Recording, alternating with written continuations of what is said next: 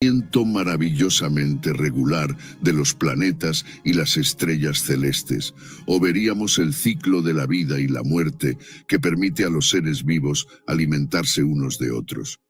Si observáramos todo esto, decían los estoicos, nos daríamos cuenta de la divinidad de la naturaleza. Los estoicos veían en el universo un orden perfecto, un orden cósmico, y de ahí viene la palabra cosmética, que en sus orígenes es la ciencia de la belleza de los cuerpos, la comprensión de la rectitud de las proporciones y más tarde el arte del maquillaje, que es el arte de resaltar la perfección y disimular las imperfecciones. Así, para los estoicos, el cosmos es justo y bello, la naturaleza es justa y bella, porque expresa en su propia existencia una perfección ordenada.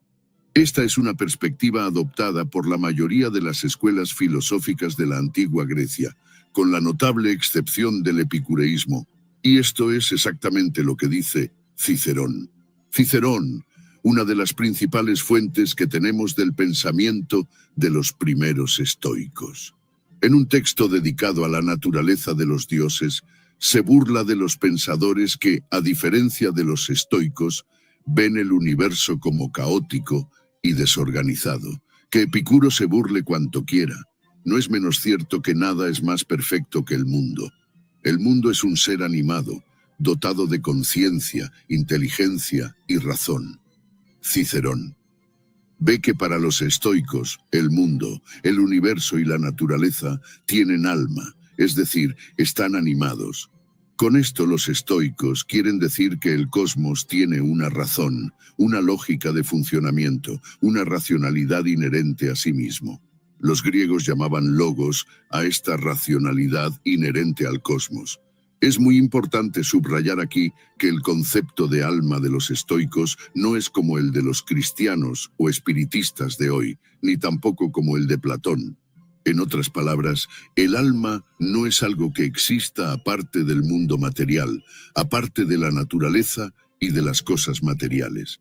El alma de la naturaleza de la que se hablaba es precisamente esta racionalidad, este logos, esta lógica racional que existe en todas las cosas que forman parte de la naturaleza. Es precisamente esta idea de que todas las cosas de la naturaleza tienen un alma, lo que más tarde se llamará animismo, que viene de la palabra latina anima, que significa alma. Se trata de una cosmología, es decir, de una concepción del cosmos basada en el hilozoísmo, es decir, basada en la idea de la materia, que en griego es haile, que es como un animal, como un ser vivo, que en griego es zoon. Y esto está también en la raíz de una perspectiva, de una doctrina de pensamiento llamada panteísmo, que viene del griego pan, que significa todo, y teos, que significa Dios.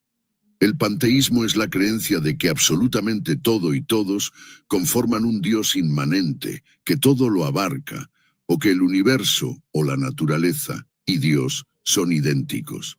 Como tal, los seguidores de esta postura, los panteístas, no creen en un Dios personal, antropomórfico o creador. Aunque existen divergencias dentro del panteísmo, las ideas principales son que Dios se encuentra en todo el cosmos como una unidad que lo abarca todo, por lo que el politeísmo, adorar y creer en varios dioses, es inaceptable en el panteísmo, ya que las deidades son vistas como diferentes aspectos del absoluto. Utilizando el diccionario, leemos que el panteísmo solo admite como Dios el todo, la universalidad de los seres, por lo que no es un contenido particular lo que es Dios, sino la totalidad de ello. Si has visto la película Avatar, has visto una historia fuertemente panteísta.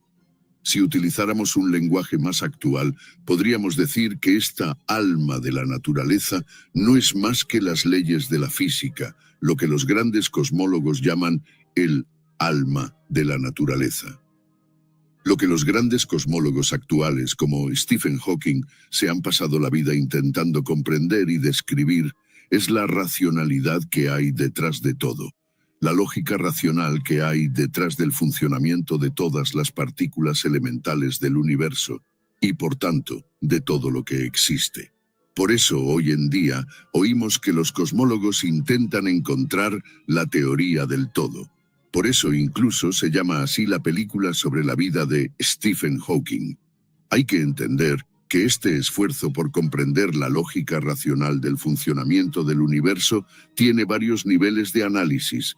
Los físicos de partículas han investigado las partículas elementales, los biólogos han estudiado las moléculas, las células y los órganos. Los neurocientíficos han estudiado el cerebro y todo lo que constituye el sistema nervioso de los seres vivos. Los psicólogos han estudiado las manifestaciones psicológicas y conductuales del cerebro, y los sociólogos se esfuerzan por estudiar el comportamiento de las estructuras colectivas de los seres humanos, es decir, las sociedades.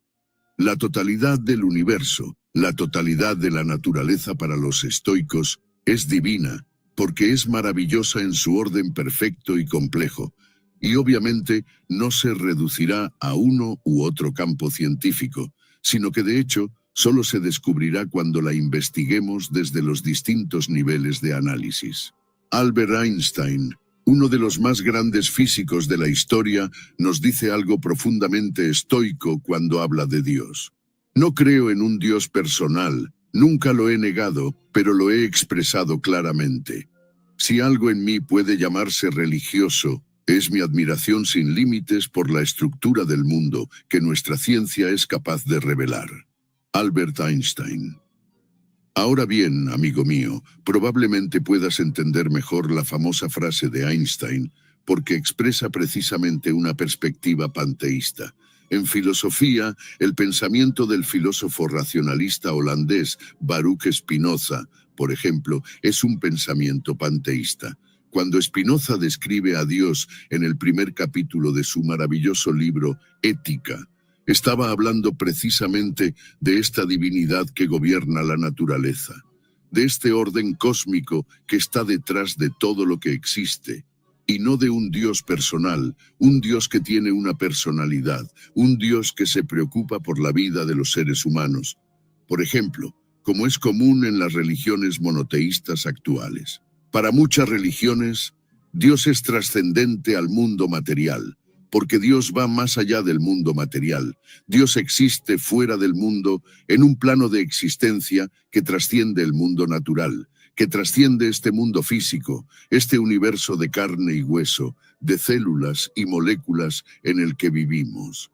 La mayoría de la gente, cuando habla con Dios, por ejemplo, está hablando con un ser que no está aquí, en el mundo físico, en el universo material, en el que vivimos. Este es un ejemplo de un Dios trascendente. Entiéndase, pues, que lo divino de los estoicos es inmanente, porque está representado precisamente por el orden perfecto de las cosas en la naturaleza, por el orden cósmico, por la lógica racional que rige todo en el universo, por el logos que rige el universo.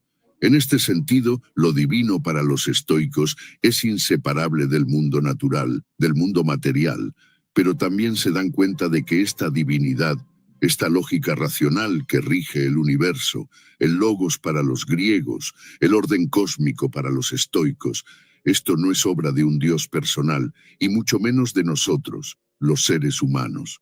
Esto significa que el orden cósmico es totalmente externo a nosotros. En otras palabras, el cosmos y su logos son radicalmente superiores y externos a nosotros. Al fin y al cabo, lo único que podemos hacer es contemplar el cosmos, contemplar su maravilloso orden. Es observarlo, comprenderlo sin jamás influir en él, sin jamás crearlo.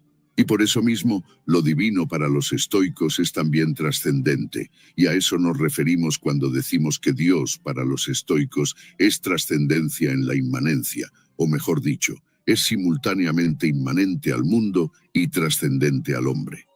Tomemos las palabras de Crisipo de Solis, alumno de Zenón de Citio y segundo líder de la escuela estoica. Las cosas celestiales y aquellas cuyo orden es siempre el mismo, no pueden ser hechas por el hombre.